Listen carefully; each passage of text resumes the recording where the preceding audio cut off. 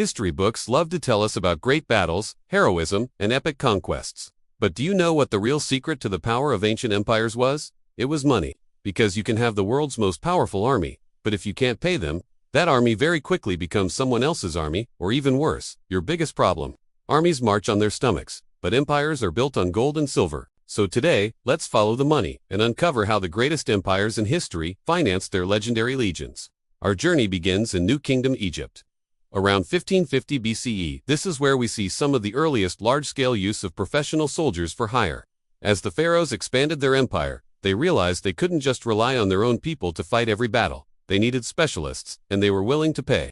How did they do it? Well, it wasn't always with a regular paycheck. During Pharaoh Psammetichus's reign, Greek mercenaries were handsomely rewarded with gold bracelets and even entire cities to govern. Booty and plunder were also a huge part of the deal. If you helped conquer a city, you got a share of the spoils. For long-term service, some warriors received land grants, giving them a permanent stake in the empire they were defending. In a famous example, after Ramesses II defeated the Shirdan sea pirates, he didn't just get rid of them. He hired them and made them his personal bodyguards. This shows that in the ancient world, money really did talk. Greek mercenaries would fight for Egypt against Persia, and then turn around and fight for Persia against Egypt. Loyalty often went to the highest bidder. Now, let's jump forward to an empire that perfected the payment system: Rome. The Romans were masters of organization, and that extended to their military payroll. During the reign of Augustus, a dedicated military treasury called the Aerarium Militare was established. This centralized fund was responsible for paying the entire imperial army, from the elite legionaries to the auxiliary forces recruited from the provinces. The system was remarkably clear. A legionary earned a regular salary, or stipendium, of 225 denarii per year. Auxiliary soldiers received about a third of that, around 75 denarii, but that wasn't all. Soldiers could also expect donativa, which were special bonuses and a share of any plunder from successful campaigns. The Romans even justified their tax collection by explaining it was necessary to protect the army, and, by extension, the empire.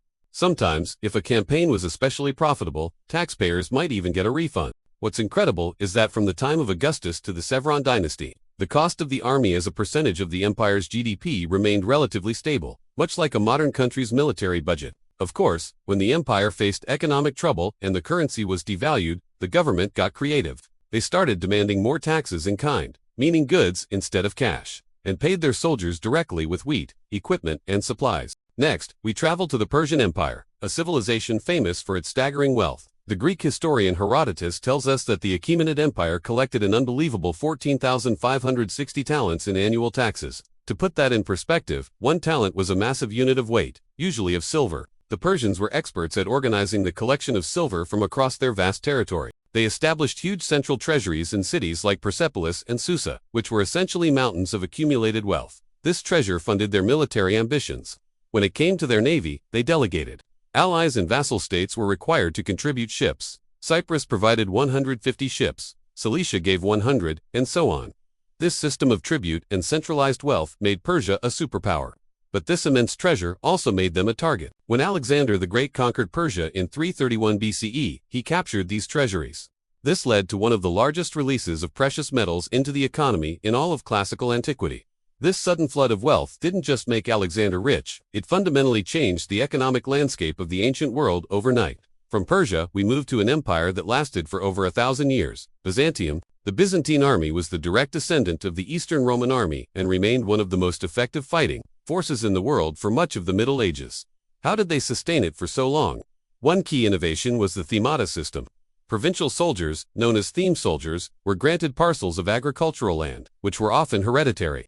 In exchange for this land, they were required to provide mounted military service when called upon. A typical theme soldier might receive a monthly payment of 1 or 1.5 gold coins, called themata. In earlier times, these provincial armies were sometimes paid only once every 4 years, which shows just how much fiscal pressure the empire was under. But the Byzantines also had elite, full-time professional units called the themata. These soldiers were stationed in the capital, Constantinople, and were hired, equipped, and salaried directly by the state, serving under the emperor's personal command. When the empire faced financial instability, Emperor Alexios I reformed the currency, introducing a new high-purity gold coin called the hypopyron. Through a combination of land grants, organized taxation, and a strong, adaptable economy, the Byzantine Empire managed to fund its army and endure for a millennium. Of course, no discussion of ancient armies is complete without talking more about mercenaries, the soldiers whose loyalty was always for sale. We find evidence of hired soldiers, or mystophori, in ancient Greece as early as the 6th century BCE. Greek hoplites with their heavy armor and disciplined phalanx formations were highly sought after across the ancient world. In 401 BCE, a famous army of 10,000 Greek mercenaries supported Cyrus the Younger in his attempt to seize the Persian throne. Persian governors, especially those in Anatolia, regularly employed Greek soldiers to enforce their rule and fight their battles. But not everyone was a fan of this system. The Athenian orator, Isocrates, fiercely criticized the reliance on mercenaries, calling them common enemies of mankind who fought for anyone with enough money, regardless of the cause. Despite these criticisms, empires simply couldn't get enough of them. When you needed skilled troops, fast, mercenaries were the answer, as long as you could afford their price. So, as we look back, we can see a clear pattern. Ancient empires rose and fell, but one truth remained constant. To field an army, you needed more than just brave soldiers. You needed a reliable way to pay them. From Rome's standardized stipendium to Byzantium's land force service themata system, from Egypt's rewards of gold and cities to Persia's mountains of silver, the ancient world understood the price of power. The ability to finance an army was just as important as the ability to lead it into battle. In the end, perhaps the greatest empires weren't just the ones with the best soldiers, they were the ones who could afford to pay them the longest. Thanks for watching. If you found this journey through ancient military finance interesting, don't forget to like, subscribe, and hit that notification bell for more deep dives into history. See you next time.